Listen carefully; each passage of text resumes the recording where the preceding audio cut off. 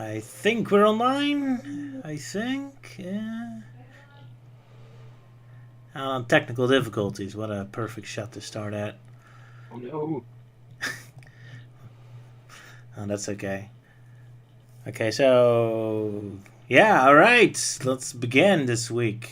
This bi-weekly. How do you say that? This bi-weekly episode. It would be bi-weekly, yes. I suppose the bi-weekly episode. All right, we're gonna keep it short this time because E3 is going on, and I had a brutal work week in real life, so we're keeping it easy this time. So yeah, E3 going on. Anyone had any thoughts on that?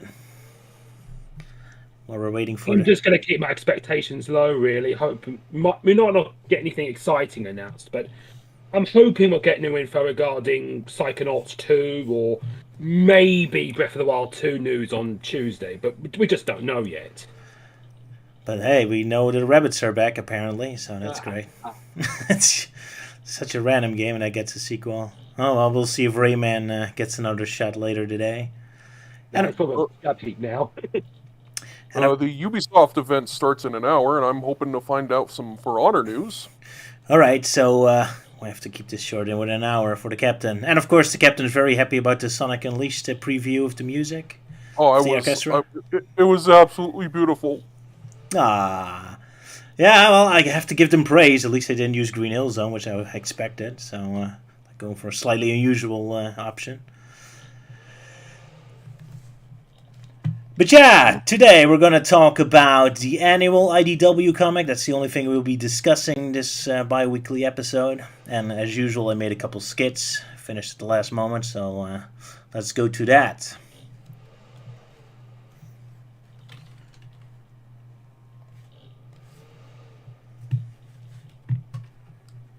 For a healthy garden, you need to listen. The plants know what to do. All you must do is listen. And provide. Feed me silver! Feed me blood! Sorry. Hi. Welcome to my little museum.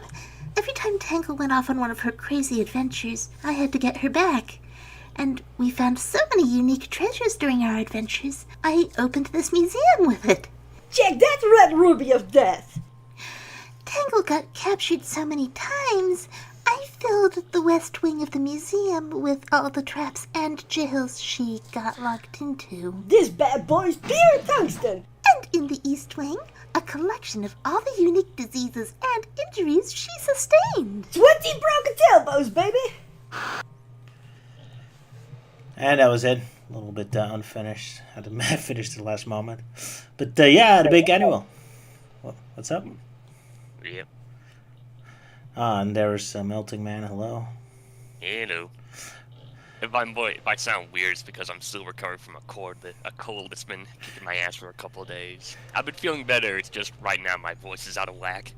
Yeah, it is kind of weird. Oh yeah, we did mention that, but we have a lot of COVID vaccination survivors at the moment. About the entire team except for me. I got my first vaccine shot next week, so I'm still danger. Oh well. Yep, me and Luke are fully vaccinated. Luke just gotten his second dose just recently. Yeah, I got mine today. And I got my first dose on Monday. Of course, the superhero should always be as safe as possible and give the good example. Exactly. Who will save us from the terrors of Captain Obvious? Exactly. But yeah, so the annual. This time we have 5 short stories. One about Tangle and Whisper dealing with the Babylon Rogues. One with Sonic flying an airplane. One with Rough and Tumble in the Pyramid. And the Sonic Fan Club. And I'm forgetting another one. The Victory Garden one. Oh, right, of course, Blaze in Silver. I had a skit for that. How bad for me to forget. But yeah, I love this. That's a complaint I had before with the bigger issues. Like, I preferred them to do, like, shorter standalone stories rather than epic. And that's exactly what I got here. So I genuinely enjoyed this. It was great. Yeah. So the first story, if I remember right, was the Tangle and Whisper one with a special appearance by the Babylon Rogues. Yeah, and they've done very well. I love Yeah. that they're actually uses airporoids this time instead of just riders. Go ahead, Melting Man. Sorry. Yeah, it's the first time in the IDW Sonic comic universe where we get to see the Babylon Rogues, as well as the introduction to a new character, Jewel the Beetle. Yes, indeed. Another new character. I like it because it's a great way to have a lot of like a nice foundation for new episodes and adventures. Have a museum curator because you can have lots of kind of stories about that. Now, foiling a robbery or one of the museum exhibits contains some sort of mystery, or there's all kinds of adventures you can set up with this setup. So I love it. It's a smart way of creating extra world building stuff. Yeah. Let's see. Oh yeah, I was about to say, yeah, the Babylon Rogues showing up. Like, I remember back then they were some of my least favorite Sonic characters. Of course, then again, I wasn't really into the Sonic Riders games. I only played the first one for like a bit, and then, and after that, it's just been collecting dust all these years. But of course, now I've opened up to them more. It's like, yeah, they are neat and interesting, and of course, that's mostly just because the Deadly Six came along, and now they've become my new candidate of the worst Sonic characters in the game. Yeah, it was rough on them at the start too. Yeah, Luke, what's your opinion on them? Yeah, I do like how the Babylon Rogues are portrayed in this strip, and how they're arguing with each other like a typical Team Rocket-like trio, especially with one of them accidentally kidnapping Jewel.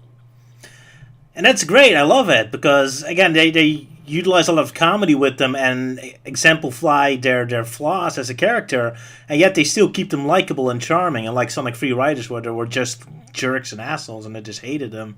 Here they're still likable. They have, they are against the kidnapping, but there's still reasons why they keep being an antagonist. I think they're very well written here. They have the comedy, the character flaws. They're bad guys and still, likable, instead of just just jerks like in Free Riders. Yeah. A tiny detail I do want to point out is towards the end, when Jewel is thrown off of the airship, Whisper actually yells, which is interesting. And you see the reflection of her falling in her goggles. So yeah, they're clearly setting something up. So that's nice. It's just a standalone fun adventure, and they're still building towards some kind of saga that we'll come to later. I do want to say that Jewel the Beetle is an interesting new character, but it took me a while to put my finger on what seemed familiar about her, and then I realized she kind of has a similar design to Coco Pamel from My Little Pony. Oh yeah, I'm seeing that now. She kind of reminds me of one of the characters from the Archie comics. I can't remember her. She was blue as well. She was like some sort of researcher. I think she was that's Knuckles. Relic. Yeah, Relic the Pika. That was from the new continuity of Archie Sonic. That was it. Yeah.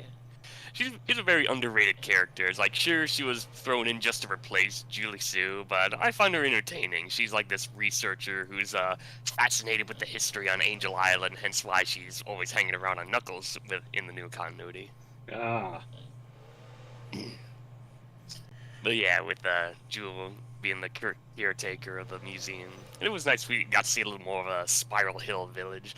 Although I can't quite get used to the name Spiral Hill. It's mostly because whenever I hear that name, I usually think of that that weird curly-looking hill from The Nightmare Before Christmas. I was thinking Spiral Mountain from Banjo-Kazooie. Yeah, it's kind of a mountain, but yeah. I mean, it conjures up the idea of a Sonic level. Yeah, Luke, go ahead. Sorry. I do like the friendship between Tangle and Whisper, and how Tangle could almost be a video game character like herself due to how likable she is. Yeah, she could probably be like, I don't know, the next Fluttershy, because that is kind of funny, because then that animated short you just posted, you did make Jewel sound more like Fluttershy. Yeah, I guess so. Oh well, she doesn't really have an official voice, so I had nothing to go off on. That's the thing with comic exclusive characters. We can make up our own voices. Yep. Oh well. I thought the voice was cute. Molly did it. Of course, my IMP regular. But yeah, it's a fun story. I don't think I have anything particularly to say about it. Of course, I used this story as a model to create a 3D museum in my Sonic Roboblast 2 mode, which then I now use for my skit to save on in backgrounds. But Bit of random trivia. I guess we can move on to the next comic. Yeah, the next comic is about Tails upgrading the tornado, just the classic original tornado. Exactly. So, after endless books of just Sonic fighting Badniks, we get another story of Sonic fighting a Badnik. And spoiler alert, he wins. Exciting. I guess Shocking. I guess this whole adventure was made out of fans complaining why Sonic owned a tornado but never flew it. So I guess it's kind of cool to see him fly for once. That's a fun effect. Yeah, it's very rare to see Sonic piloting the tornado. The only... Yeah, I can't really think of, like, any game where he actually does it himself. Because I think I kind of find it odd, because I think there is an episode of Sonic X where it's implied that Sonic owns the tornado, and then Tails comes in and gives it a new paint job. Yeah, I think that's canon in the games too. Well, in the Japanese manual, so depends on where you put that. Yeah. I think Sonic flew the plane a couple of times in the in Sonic Adventure or in Sonic 3 and Knuckles, but only if you're playing as other characters, obviously. And was he in Knuckles Chaotix or was Tails flying again?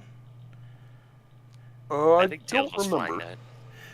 Okay, but yeah, at least it happens rarely. So on that level, it's kind of interesting. But yeah, I found this comic boring. Just okay. The only noteworthy thing I wanted to bring up is the meme of correcting the meme that calls the aerial thing a barrel roll. Yes. Oh right, yeah. To start, It's funny. It's funny how that's kind of come full circle, in that the barrel roll was a meme, and now it's a meme to correct the meme. and it's corrected by a fox. So there you go, Star Fox. It's explained by an air fox, I guess. I guess that makes Tails the better pilot. Well, at least the more knowledgeable one. Yeah, Melting Mo, what's up? Yeah, I don't really have much to say about the comic. I thought it was decent. It's definitely better written with handling Sonic and Tails' friendship, which is a hell of a lot better than how Sonic Lost World handled it. But yeah, with the tornado, I think it's more of just a me thing. But I kind of miss the old tornado from like the adventure games. You know, when it was more blue and yellow. I kind of feel like that color scheme was a better way of symbolizing Sonic and Tails' strong friendship. But yeah, it's rarely utilized. Like, the only time I ever saw it come back was in LEGO Dimensions, where you have the option to unlock a paint skin to represent its adventure color scheme. And it was a Sonic X, I suppose. Well, at least not. Well, we'll get to that later. Anyway, I guess that's enough about this comic. Yeah, I said my piece on this strip. I mean, well, I like how it has these Sonic 2 vibes to it, with Sonic and Tails in a plane, and in some panels, Sonic almost looks a bit like classic Sonic. And I noticed that too. Yeah, especially in the panel in the second page where Sonic is talking to Tails. His face almost looks a bit classic Sonic. And also I like how he chases like this Sonic 2 looking Badnik through volcanoes and all that. Yeah, I thought the strip was quite fun. And to add on to that, the rocket engine they attached to the tornado actually looks like the one that they attached to the tornado in Sonic 3. So, I thought this was like a prequel comic at first. Yeah, same here. Well, it's definitely homage then. Sorry, you Melting Man, I didn't hear you. Sorry, I was just clearing my throat. All right. Okay. But yeah, sorry, Luke, almost forgot about you. I'm so terrible. You can start on the next strip, okay? Hang on. Yes, the one where Silver is trying to grow a garden in a post-apocalyptic wasteland, and Blaze was like, "Oh, let me show you how it's done," and teaches him how to properly grow a garden, and that he should listen to the plants or something. Yeah, you got it. One nature. Yeah, it's cute. Yeah. It feels weird because Silver doesn't seem like the kind of guy to not take a metaphor literally. So I can only imagine Silver just hunched down on the ground, desperately listening to plants. Could be a What are you nice. trying to tell me? Could be a nice sequel comic. Yeah. Oh well. Yeah. I guess he's I finally. liked the moment of Blaze like using her pyrokinesis. It's kind of beautiful in a way. The colors are very pretty. I liked it. Also, the way she's explaining that the ash is used to like reduce acids in the soil felt very Araki-esque. So very, very JoJo's Bizarre Adventure-y. Yeah, really? Okay. Just, yeah, that series is known for characters just randomly dropping random facts. It's amazing. Oh, it reminds you of Kingdom Hearts where they suddenly talk about the color red. But okay, yeah, sweet.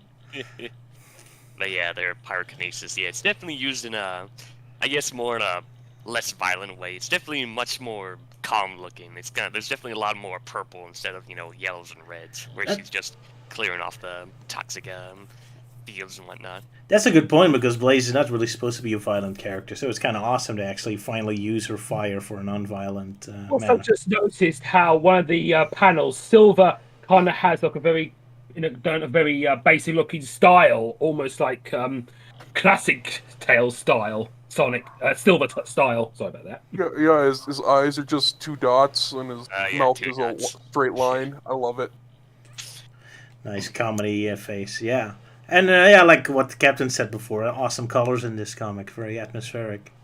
So Yeah, I I really like this one a lot. Not a lot happened, but it was very sweet. I love Silver and Blaze. they definitely Yeah. need more moments because I feel they're wasted. They had some sort of interesting story set up and then it never went anywhere. And I guess we'll never get a proper follow up. But at least I guess Yeah, this I like is. the story.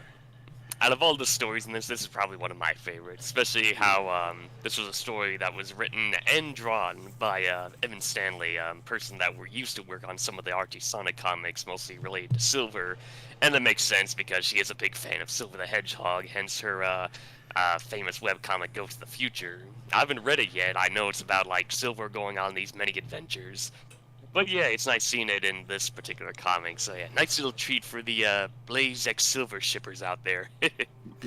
Yep. Yeah, I saw that Ghost webcomic on DeviantArt once.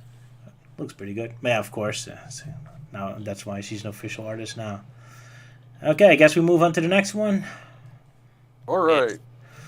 The Pyramid one. Yes, also Yep, the pyramid one. fun one. Well, if all the others, if the flying one was a classic Sonic reference, and this is Sonic Adventure 2 love letter, I guess.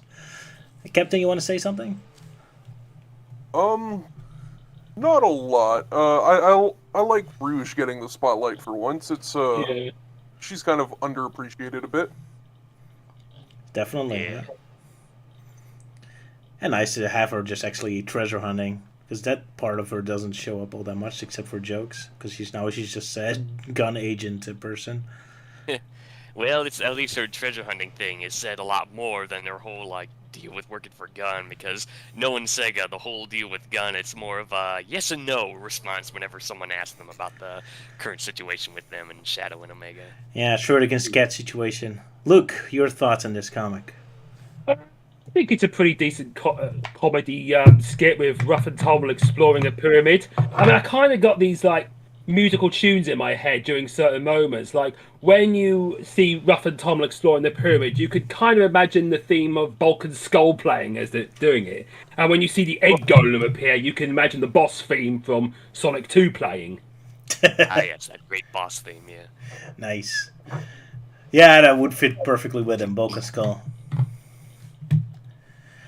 Yeah, fun comic. Yeah, sorry, Captain. I like the little mummy disguise Rouge has. It's very playful. It's entertaining. It's still intense looking. It's dumb, but Rough and Tumble fall for it.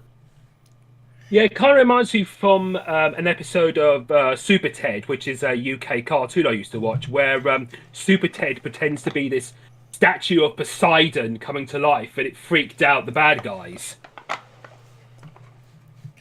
Sorry, not familiar with that show.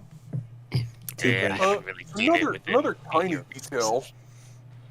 Another tiny detail is one of the, I guess, villagers that Rouge saves is wearing the head of one of Eggman's Gamma clones. Yeah, one of the E-Series robots. I always found that a bit odd. Like, the way the mouth is drawn for that kid, I kind of like to imagine that he just bite off the head of one of the robots. I didn't notice that. But okay, cool Easter egg. Yeah, I like the story. It's a mean- nice I mean, little they were- callback to Sonic Adventure 2 with the egg golem and exploring one of Robotnik's bases that has been abandoned, which I guess that would explain why it hasn't shown up in a while. And it is nice that Rouge gets a spotlight story. It definitely shows a more, at least shows a more heroic side to Rouge, where it shows, just trying to scare off Rough and Tumble so that the villagers can live in peace. And she gets all of their treasure anyway, so... Of course. Happy ending for her. Yeah, not much to say about it. So I guess we move on to the final one. We're going through this pretty fast. Yeah. At the Sonic Fan Club. The Sonic Fan Club. And of course they're all fighting with each other, like an actual Sonic fan club should. Yep. Although an actual Sonic Fan Club would be a lot more violent, There'd be blood everywhere and heads chewed off and ripping each other's arms off. But that's just me and my hyperbolic examples of how I describe the Sonic fan base. Definitely. Oh, here I really yeah. love the art style. All the detailed trees are awesome. Yeah, Captain, all go of ahead. them are all of them arguing about who is the biggest Sonic fan among them is definitely the actual Sonic fandom. Also, I like how Dot Warner is one of the members of the club for some reason. Yeah. Yeah, that weird butterfly character, yeah.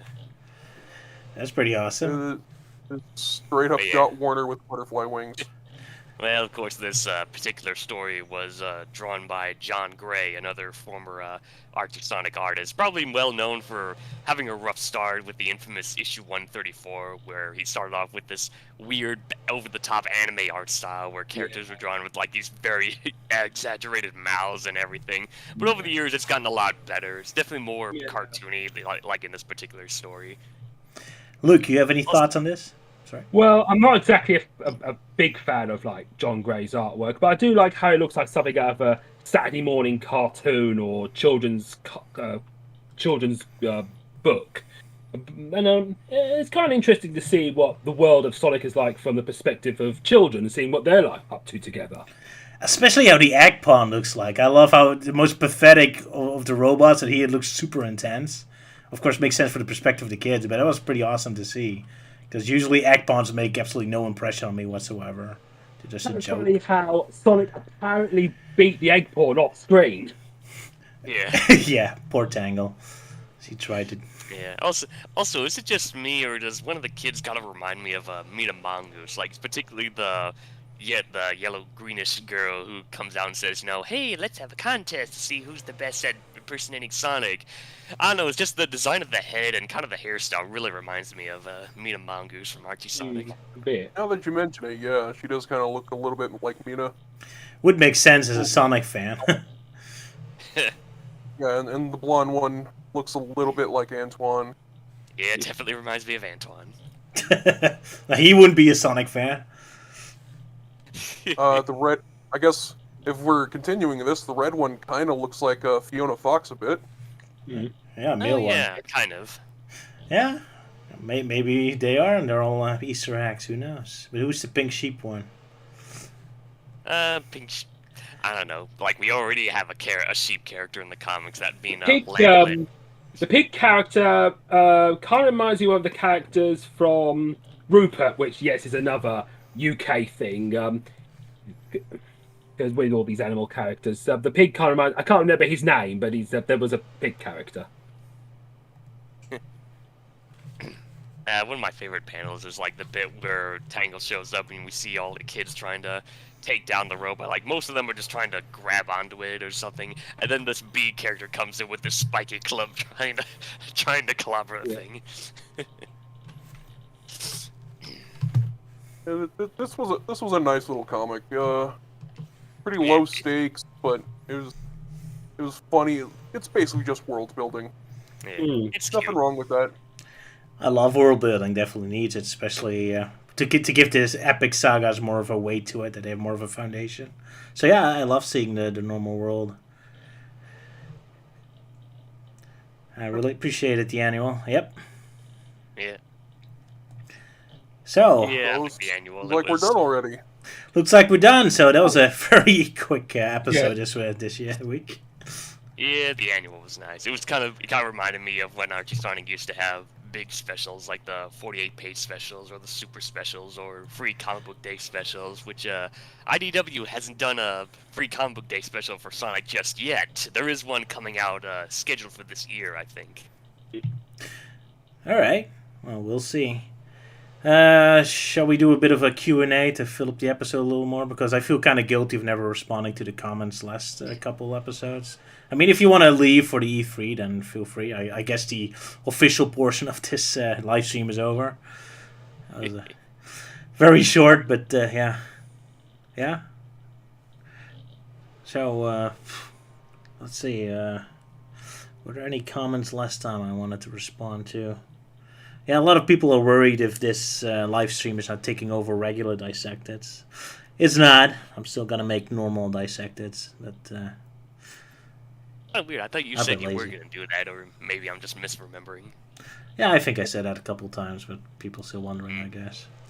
Yeah, of course you still have that Sage Games Part 2 video to cover. Yeah, I've been very lazy. Too many things on my plate. Oh man, and now the new level design competition of Sonic Rollblast is going on. I've just learned that Wolfenstein Blade of Agony finally has its third chapter released, so video games to play. Yeah, I've been behind with some video projects. Mostly, I had plans of doing a Kingdom Hearts retrospective, and I finished it, but then I heard, like, oh, Kingdom Hearts 3 is getting a DLC. Like, okay, I'll wait for that to come out first. And then it did come out, and I completely forgot about the script. So now it's like, oh, now I gotta add in Memory of Melody. Oh, now I gotta add in the mobile phone game, now that the game is finally finished with all the updates, and it'll go into offline mode soon. So, yeah, I gotta go and fix that up before I make it. Probably. Let's see, I'm checking the chat. Diego the Hedgehog. Who is Whisper's voice? What, in my cartoons? I don't think Whisper talked to my cartoons just now. So, at least Tangle was done by my wife Sylvia and Jewel by Molly. So there's your random trivia on that. Ivan, so how about that Shenmue 3? Ouch, yes. I was making Shenmue 3 cartoon and I lost interest and now it's laying around pathetically. I still need to finish that. There's so many things. Well, at least you did do a Dissected on Shenmue 3 those years ago. Well, the first two. I never did one on the Shenmue 3. Maybe I should. No, I think you did. Oh yeah, I think it was just called Shenmue Dissected. Yeah, you just briefly talked over the first two. That was it. You guys have any thoughts on Shenmue? Uh, No, I never played. Yes, I Luke? was going to say, yeah, I'm interested to see how it looks. I mean, I do have Shenmue 1 and 2 on Steam that you gifted me that I need to get around to playing. That I really want to do because it's a very classic. It was a big classic game on the Dreamcast, and I think it like paved the way to open world sandbox games. Yeah. Yeah, as for me, no, I haven't played any of the Shenmue games. My only knowledge of anything related to Shenmue was Ryu's guest appearances in the Sega All-Stars racing games. Blasphemy! The first one where he's a standard character, and in the sequel he's a DLC character, but only in the Steam version for some reason, because, yeah, the Steam version has a lot of exclusive characters. What interests me about the game is how you go around on a forklift. Yeah, the forklift, I've heard about that.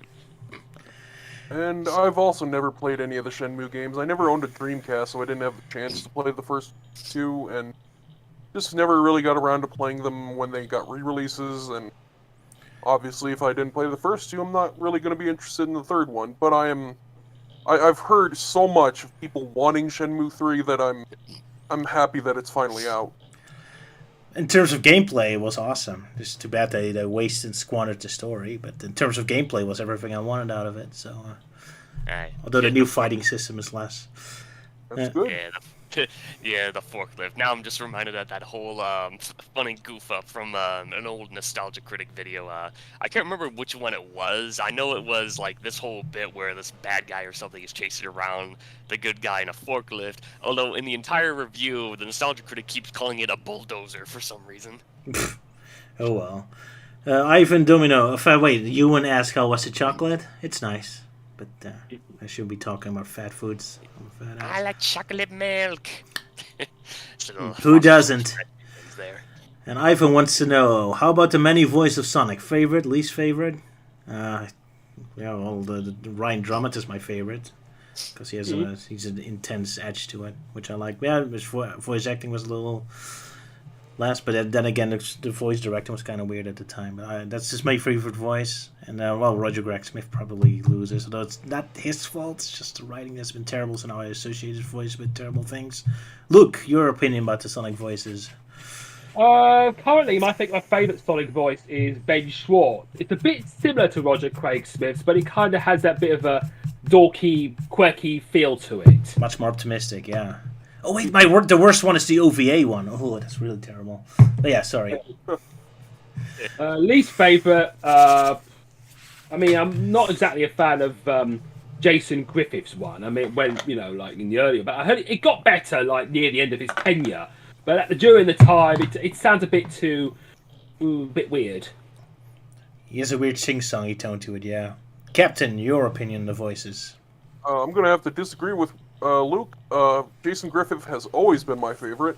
Well, okay, not always, but ever since he took over in the games, I thought Jason Griffith was best. Still is to me. My least favorite. Let's ignore the one from Sonic Schoolhouse. I am making them. My least favorite is probably. Yeah, I'm gonna have to say Martin Burke, which is a shame because I do like his take on Sonic, but it's the least impressive out of all of them. I guess so.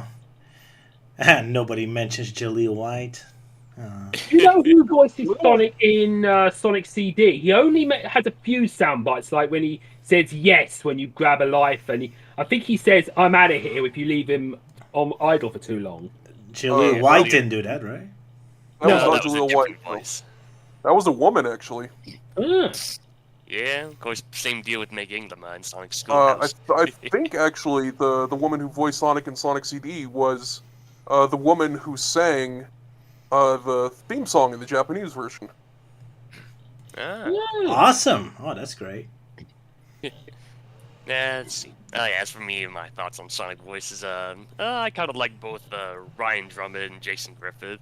I guess I kind of like Jason Griffith more, and that's just mostly because of my exposure. Because when I got into Sonic Heroes was my first title, so that was when Ryan Drummond was already kind of reaching the end of his run with voicing Sonic. So I had a lot more exposure to Jason Griffith with his time in the games, especially in Sonic X. So it's a toss-up to them. I can like both of them. Like, sure, they kind of started off like weird, mostly due to bad voice directing. Ryan Drummond for Sonic Adventure and Jason Griffith for the earlier episodes for Sonic X. At least they got better, but of course that is kind of a curse with Sonic voice actors. They start off rough, they eventually get better, and then they end up getting replaced. Except for Roger, who managed to avoid all those cliches. Yeah. All of them. Yeah, Roger didn't get better, and he didn't get replaced. Yeah, Roger Craig Smith is definitely one of my least favorite voices for Sonic. I like the idea of Sonic sounding older if he was only given a better script and better voice director to work with. And then he made that big announcement, "Oh, I'm done with Sonic. I'm moving on. I'm leaving on my own accord." Which I remember Tara Strong pitched a bitch fit on Twitter, "Oh, shame on you, Sega, for doing this." And then Roger suddenly pulls a 180 and comes back. So, yeah, I'm still pretty bitter about Roger Craig Smith, because it feels like back then it just seems like Roger was just trolling us this whole time about him leaving. Yeah, it kind of reminds me when Mark Hamill was saying, "Oh, he's done playing the Joker," but then you hear him as the Joker in future productions. Well, he already made an exception, right? The laughing joke. He desperately wanted to do that. Killing joke. I remember that. Joker. That was the stipulation. He says, "I'm retiring from the Joker unless they make a Killing Joke movie," and then they did make the Killing Joke movie. But several times before that, he returned to voice Joker, and is still voicing Joker in Justice League Action. So maybe he was lying and he just wanted to force him to make a Killing Joke animation. Well, you succeeded in that. And of course, nowadays, I think he's now the voice of a Skeletor in that upcoming He special on Netflix. Oh, that trailer looks amazing. Pure nostalgia. Yeah.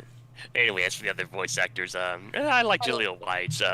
for like a Sonic voice from the '90s. Like, yeah, I can definitely see it that kind of way. Like, but only as Sonic, not as like when he voices Manic and Sonya, because like Manic is basically just him trying to do this surfer dude, and Sonya is basically just him doing his Steve Urkel voice. And then, of course, got Ben Schwartz from the Sonic films. Like, yeah, I like that voice. I mostly remember him for voicing Dewey in the DuckTales reboot, which I had recently done marathoning all 3 seasons. Great show. But, yeah, I dig the voice. Ben Schwartz was also Leonardo in Rise of the Ninja Turtles. So it's weird that he keeps getting the blue characters. Got some blue balls. Some people say they're getting typecast. Well, with Ben Schwartz's case, he's getting color typecast. He's getting color casted. Nice. Oh well, at least we know who the next Mega Man voice is going to be. Or something. There we go. Yeah. Anyway, and more questions. Diego, am I still into Sonic Robo Blast 2 maps? Yes, I'm working on new ones, so... And Soul Ascension 2 is still coming. Ewan asked, for all of us, any particular Sonic figure you want to get a toy from? Tangle and Whisper would be cool, I guess. Yeah. Oh, yeah. Everyone on agreement with that? Oh, that was easy. Yeah. Well, we all love Tangle and Whisper. Is there a Werehog toy for the captain? Yeah, there is a figure of the Werehog. Oh, I've just thought about... Why am I only hearing about this now? Sonic figures. That was made back when Jazzwares used to make Sonic toys. So yeah, that's been a thing for a while. Back when I had no money. That explains it. It's kind of pathetic. I'm buying a lot of Sonic figures with the idea of, I can use it for an animation, and I never did. Well, I guess I did do that one for the April Fools now. Let's see. As for me, I guess one figure would be... I guess I would like a Cream the Rabbit figure. She's so precious. I have some like plushies of the character, but I don't think there ever was a proper figure. I know there was a Sonic X Cream figure back then, but those have become extremely expensive these days. That's true. I never saw one. Yeah. Yeah. Others I could think of are just like comic exclusive character. Tangle. I want to see movie-based Sonic figures. Yeah, I'm sure there is. There's like those little minifigures of Sonic from like the premiere. Like, go to the premiere and you get these little minifigs on like the soda cans or whatever. Well, you're in luck, Luke. If you pre-order Sonic Colors Ultimate. Yeah, the Baby Sonic keychain, which was already a thing in Japan, so it's not that new. Oh, so it's literally we're just getting leftovers. Well, that's Sonic Colors Ultimate for you. Nothing but leftovers. Basically just porting the exact same game, just cranking the bloom up all the way. So it's like a reverse Twilight Princess, where it first came out and it was all bloom and everything. Then the HD version came out and they toned it down. Yeah, that's true. Let's see, more questions. Bill Beckel asks, favorite Sonic story in the games? Well, Sonic Adventure 2 wins for me, I guess. You guys? For me, it's Sonic Adventure 2, Unleashed, and I guess Sonic Adventure 1. But yeah, I guess one thing I could just quickly say, like, well, anything not from the meta era of Sonic, I call it good. That's easy enough. As for me, obviously Unleashed, Sonic Adventure 2, and Sonic and the Black Knight, surprisingly. I really like that one. Yeah, my favourite Sonic stories would be from Sonic 3 and Knuckles and Sonic Adventure. There we go. Okay, next question. Would anyone want a Zavok punching bag? Poor Zavok. Nah, I don't hate him enough. He's just boring. Yeah, everyone will want one. Nah, I just don't want to keep seeing Zavok. He's had his moment. He's done. Yeah, Why pretty do we much. keep seeing him? He has potential. They just don't use the potential. So yeah, he's more tragic than that. I really hate him. So I don't want to jinx anything, but I know people are clamoring to have Eggman in Smash. I've just got a horrible feeling they're going to put Zavok in instead. No, God, no. you even jinx that. No. Out of everyone, yes, absolutely. It'd be Zaz instead, just to make us even more angry. I wouldn't be surprised. You know who I would want in Smash Bros? Pontek and Graf, just to be able to punch them, just like the duck on dog. Oh, You probably make a mod of the sandbag with Pontac and Graff's face on it. You just have the Mii fighters resemble. Oh, Mii Fight, yes, No, exactly. Mii fighters. Nice. Ivan asks, is Amy Rose actually a good character in the comics? Huh. Well, it depends on which comic he's talking about. I presume IDW. Yeah. I think she's okay. Well, we haven't gotten very far in the IDW comics, but so far I like her. There's nothing too bad about her. Yeah, I like the IDW's take on Amy. I know when she first appeared in, was it issue 3, I think, a lot of people were complaining that she was acting like a Sally Acorn knockoff, mostly like, oh, she's a leader of the resistance and stuff. And yeah, well, that's kind of the thing with pure Archie Sonic fans, specifically the old Archie fans.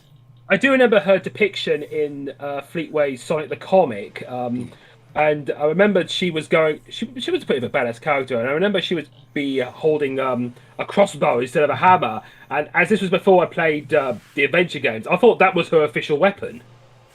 Yeah, I think Fleetway, with Amy and Fleetway, yeah, this was definitely before Sonic Adventure was a thing, so she didn't really have anything. So yeah, that's where the crossbow kicked in. But yeah, I like Fleetway Sonic's interpretation of the character. She's definitely a lot more of a loner and a badass in some way, although she usually hangs out with her friend Techno and they go off on their own little adventures. Yeah. And as for Archie Sonic, yeah, she's definitely written much better. It's kind of how I always portrayed Amy, like, always a fighter, always, ready for action to help her friends out. Has a crush on Sonic, but, it doesn't overtake the character like how some of the games do it. It's just kind of, it's there, but not really there. It's kind of pushed in the background for a while. So we actually get to focus that, yes, Amy Rose actually is a character, and not some crazy fangirl constantly chasing after Sonic's penis. That was nice, yeah. But yeah, as IDW, I think out of all the main characters, she does make the most sense as the general, at least the more social and the more organizing one, because everyone else kind of either a loner or a bit of a nerd, so I don't mind her as the leader. Especially if it's more of a, like, stay in behind the computer and organize things leader. I mean, if she was in the field leader, then I can understand why people would be kind of annoyed by that. Yeah, because I think the comic did state like, Sonic's like, oh, I thought Knuckles was the leader of the Resistance, and Amy's like, yeah, and who was the one that was keeping him on track and keeping things organized? Exactly. Yeah, Knuckles never really made sense as a leader. I like that IDW kind of works with that, but he's kind of like, yeah, we're done. I want to go back to the Master Emerald.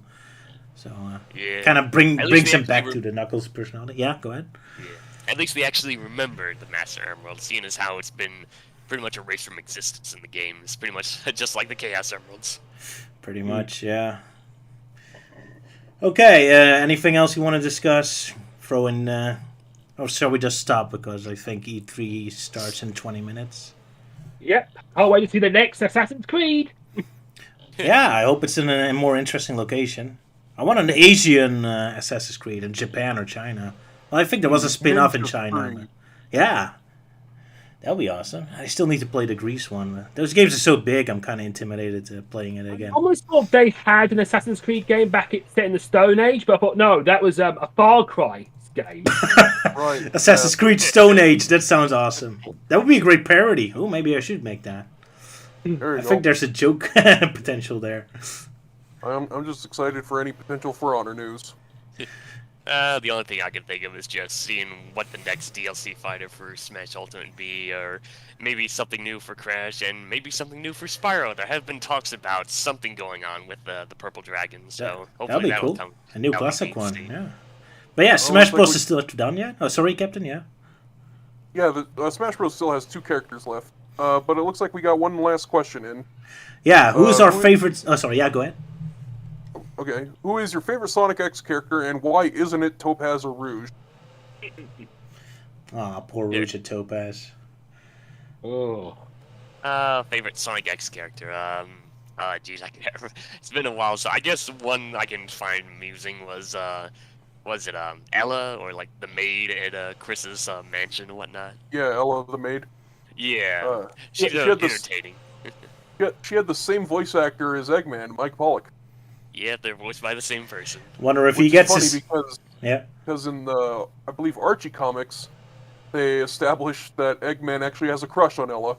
Yeah. In other words, Mike Pollock has a crush on himself. That's perfect. Yeah. And Mike Pollock has dubbed some things like that before. It's great. Nice. I hope My we- favorite yeah.